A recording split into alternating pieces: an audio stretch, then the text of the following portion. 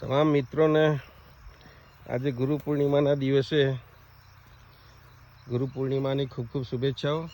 મિત્રો, સવારના 7 વાગ્યા છે। ટીટોડીનો અવાજ આવી રહ્યો છે, એટલામાં ક્યાંક કદાચ ઈંડા મૂકેલા હશે અને અમે આવેલા છીએ એટલે સાવચેતી રૂપે અવાજ કરતી હશે। એનીવે મિત્રો, ડ્રેગન ફ્રૂટમાં છીએ આપણે અત્યારે। જે શરૂઆતમાં વર્ષની શરૂઆતમાં વરસાદ પડ્યો અને જે ફૂલ આવેલા હતા એમાં જો આ ડ્રેગન ફ્રૂટ મોટી સાઈઝ પણ થવા લાગી છે, થઈ ગઈ છે। આ રહ્યું ડ્રેગન ફ્રૂટ। આ જે હતું એ વહેલું ફ્લાવરિંગ આવેલું એ હતું। પછી મિત્રો આપણે કહ્યું હતું કે જેમ જેમ વરસાદ આવતો જાય એમ એમ નવા નવા ફ્લાવરિંગ પણ આવતા જાય। જો સરસ મજાની સાઈઝ બની રહી છે। જે પહેલી વખત વરસાદ પડ્યો અને થયેલા હતા એ ડ્રેગન ફ્રૂટ છે। મિત્રો, વરસાદ જેટલી વખત આવે એટલી વખત વરસાદમાં ફૂલ ખીલતા હોય છે। તો આ જો વરસાદ ચાલુ છે અત્યારે, છાંટા આવવાના, એટલે આ પણ એક નવું ફૂલ ડેવલપ થઈ ગયેલું છે। આ ડ્રેગન ફ્રૂટનું ફૂલ આ રીતના હોય છે। જે મિત્રોએ ના જોયું હોય એમને સરસ મજાનું ફૂલ હોય છે, વ્હાઈટ કલરનું હોય છે અને સેલ્ફ પોલિનેશન એનું થતું હોય છે આ રીતે। જો બીજા મિત્રો, આ નવા ફૂલ પાછા બેસી ગયા છે। એટલે આ એક સતત ચાલતી પ્રક્રિયા છે। ફૂલ આવે છે, ડેવલપ થતું હોય છે અને નવું નવું એમાં ડ્રેગન ફ્રૂટ થતા જાય છે। જે સરસ મજાના છે તૈયાર। 20 દિવસમાં ડ્રેગન ફ્રૂટ જે પહેલાં હતા એ તૈયાર થઈ જવા જોઈએ એવી અપેક્ષા છે।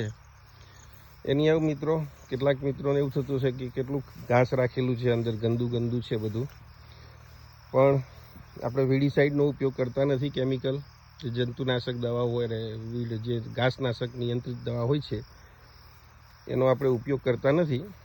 પણ અત્યારે બીજા ખેતરમાં 14 મિત્રોની ટીમ કામ કરી રહી છે, જાતે હાથેથી જ ઘાસ ઉપાડે છે। તો 1-2 દિવસમાં આ ખેતરમાં પણ એનો વારો આવી જશે અને હાથેથી જ ઉપાડવાના છીએ, એટલે રહેવા દીધું છે ને। એક ઘાસ છે એનું મલ્ચિંગ પણ કરીશું। જો આ નવું ફ્લાવરિંગ પૂર્ણ થઈને સેટ થઈ રહ્યું છે। આવી ફ્લાવર તૈયાર થઈ ગયેલા છે, ડ્રેગન ફ્રૂટ સેટ થઈ ગયેલા છે। તો એની આ વખતે વરસાદ લેટ આવ્યો એટલે થોડું લેટ પડ્યા છીએ, પરંતુ હવે સરસ મજાનું જે ડેવલપ થવું જોઈએ એ રીતે થઈ ગયેલું છે। અને અગાઉ મેં જસ્ટ કહ્યું તેમ કે આ ડ્રેગન ફ્રૂટની એક ખાસિયત એ છે કે ફ્લાવરિંગ આવવાથી તરત 45 દિવસમાં એનું ફ્રૂટ તૈયાર થઈ જતું હોય છે અને એટલી ઝડપથી એ પાકતું હોય છે કે આપણને એમ થાય કે હજુ કાચું છે અને થોડાક દિવસ પછી આપણે જોઈએ તો એ તૈયાર પણ થઈ ગયેલું હોય છે। આ બધા ડ્રેગન ફ્રૂટ ઓલરેડી સેટ થઈ ગયેલા છે। ડ્રેગન ફ્રૂટના નવા ફ્લાવરિંગ પણ સરસ મજાના આપણને દેખી શકાય છે। 1 એકરમાં 550 પોલ લગાવેલા છે અને 550માં શ્રીલંકન રેડ ડ્રેગન ફ્રૂટ છે કોઈની જાત, જે એકદમ એનો પોતાનો પણ એક અલગ ટેસ્ટ છે। આ ડ્રેગન ફ્રૂટમાં જે મિત્રોએ ખાધા છે, ચાખ્યા છે અત્યાર સુધી, એમણે એવું કહ્યું છે કે અમે મીઠું નાખીને ખાધું નથી।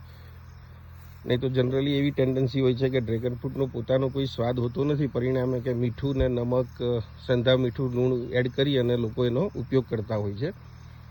પરંતુ આ શ્રીલંકન રેડ ઓરિજિનલ વેરાયટી જ મળેલી છે, એટલે એનું જે પોતાનો આગવો ટેસ્ટ છે, કલર પણ હાથ ઉપર છોડે છે।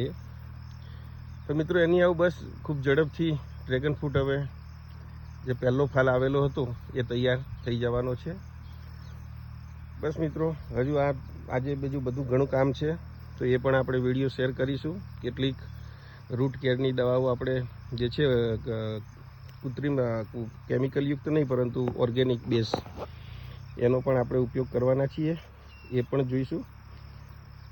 તો ત્યાં સુધી તમામ મિત્રોને ફરી એકવાર ગુરુ પૂર્ણિમાની ખૂબ ખૂબ શુભેચ્છાઓ અને enjoy the day. Thank you.